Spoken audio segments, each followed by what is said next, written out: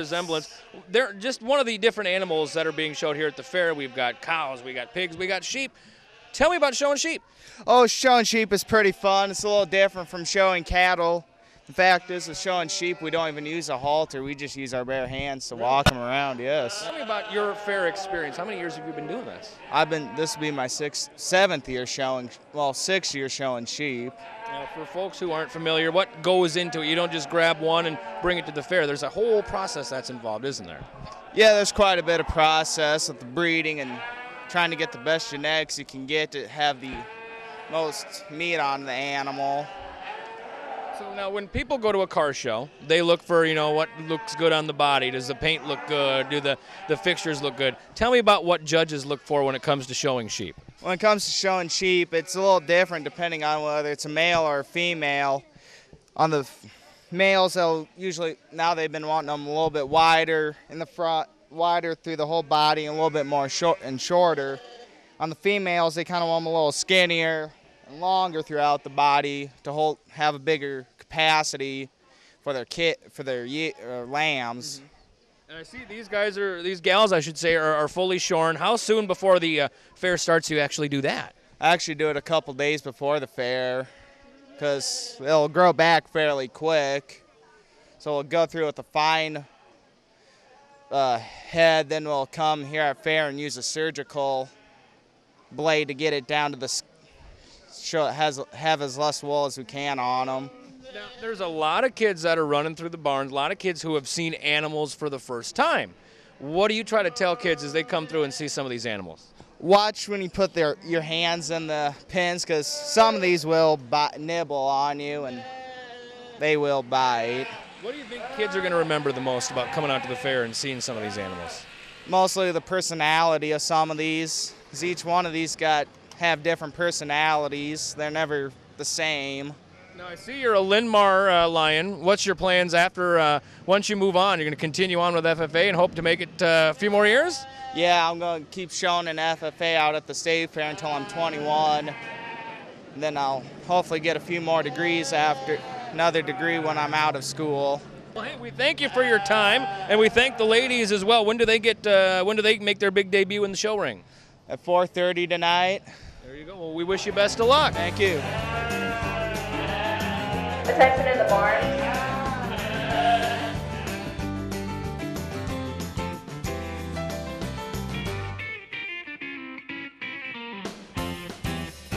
We're outside on some of the free entertainment activities, and I found Andy Marshall. Andy, tell me about what we're going to see here over the next couple of minutes. Well, first is for inspiration and recognition of science and technology. It's an organization across the globe that gives opportunities for students to challenge themselves and building robots working as a team.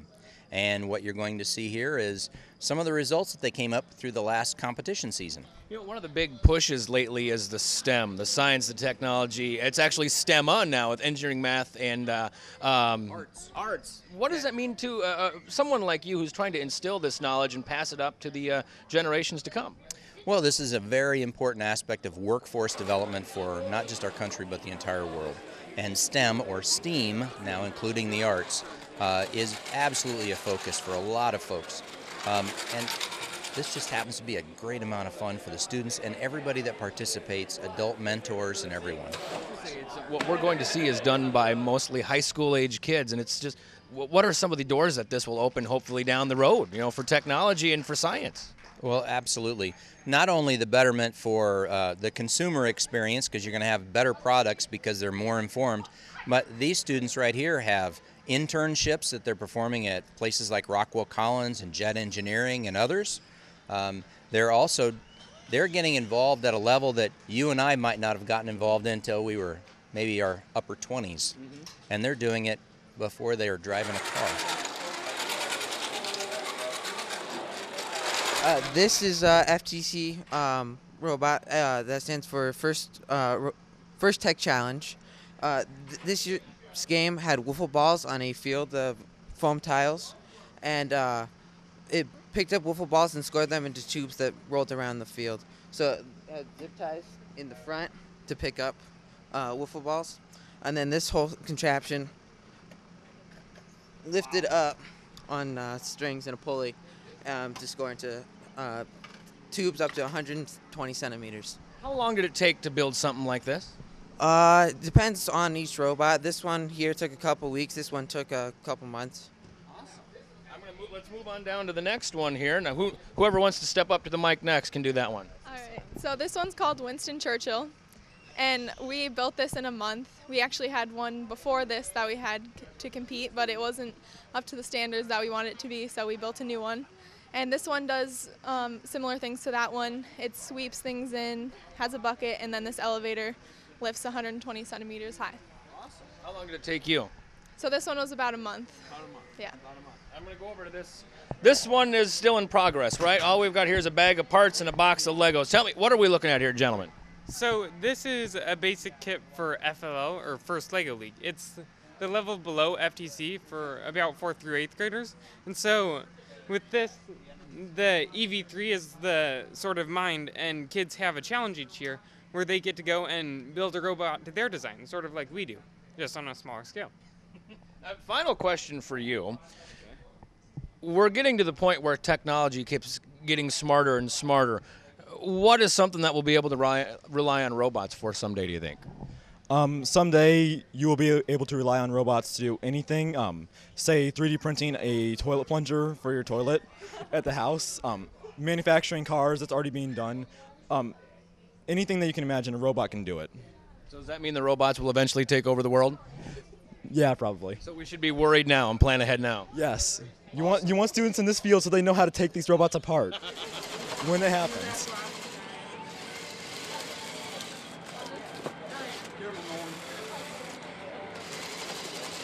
Now we've moved over to, I would consider this the test track, correct? Yeah, a practice field. What are we about to see here?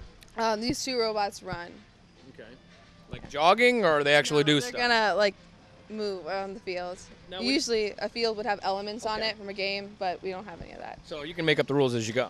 Yeah. What, now we saw the robots that picked up the wiffle balls. I mean, what's kind of the objective of something like this? Well, this robot actually was our first robot that we had. It was before that one. And this robot actually could do all that at one point. But now these two robots are outreach robots to show people how they work. Okay. So what are some of the highlights of what this... So this is like the old technology, right? This was the first one. Yeah, you can say that. Well, this one we actually custom welded. Oh, wow. You can see on the bottom. We went to Kirkwood and we actually custom designed this frame. And we did that for these Mecanum wheels that you can actually strafe on, which Nolan will show you what strafing is. It's so usually you have to turn, you have to go around in a circle, but this actually lets you move side to side. See, because each wheel is like an individual wheel. You want to do it, Nolan?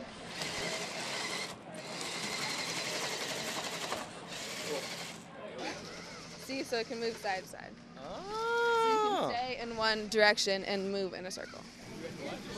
Now tell me about the next one behind you there, that clear one. It's called Randolph. Well, this one was just built to do outreach to show people like what we do with robots.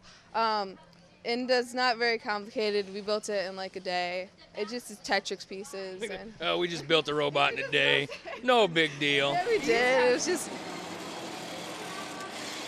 And now these normally connect Bluetooth, so they don't need to be corded up to anything. Yeah, and when there's actual game going, there's Bluetooth connected to all the robots. So then, because in an actual game, you have 30 seconds of autonomous, which is pre-coded, and then they'll do a buzz, and you get 2 minutes to actually like run the robot with controllers.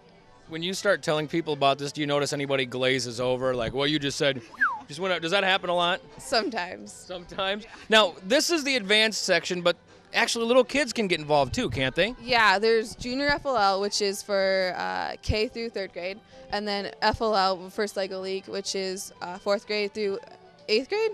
Yeah. And then high school level is FTC and FRC, which is in there.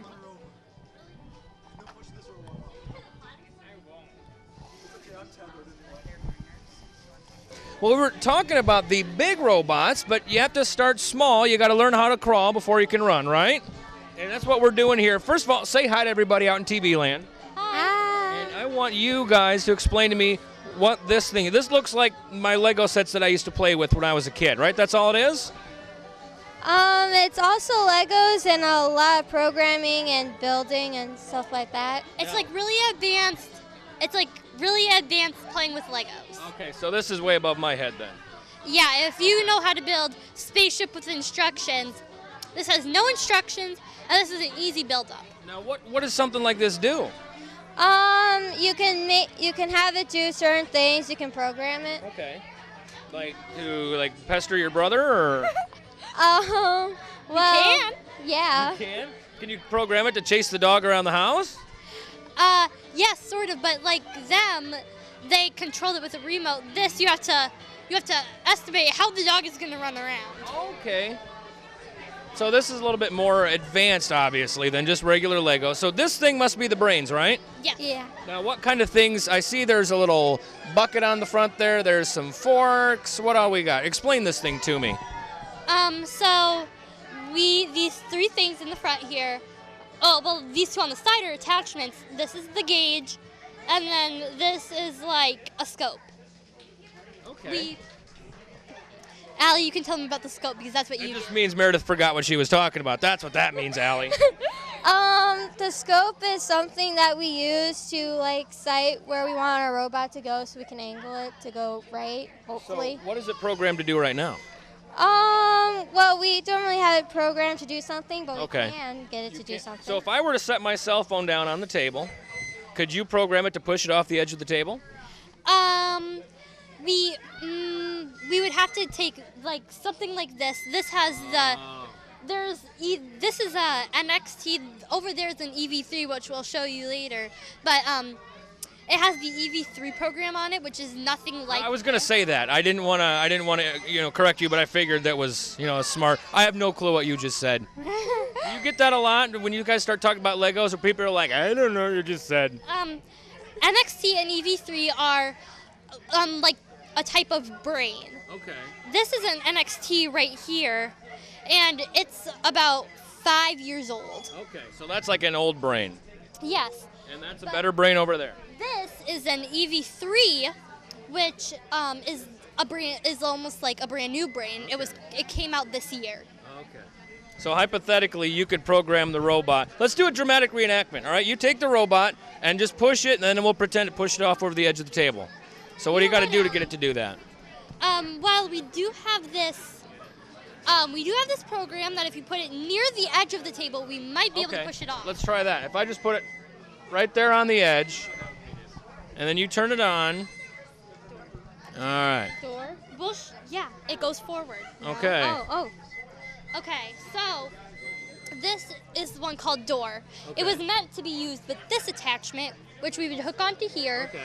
use the gauge and put it at a specific spot. Okay. It would run, open a door type thing, push it open, then come back into base, which is where they start and finish. So you did that, it goes run, and then it just pushes it off over the edge of the table. You ready? All right, let's try it. Let's see if it does it. Oh, Or it's good going to enough. run it over. It ran it over the edge or run it over. Close enough. Well, thank you guys for your time.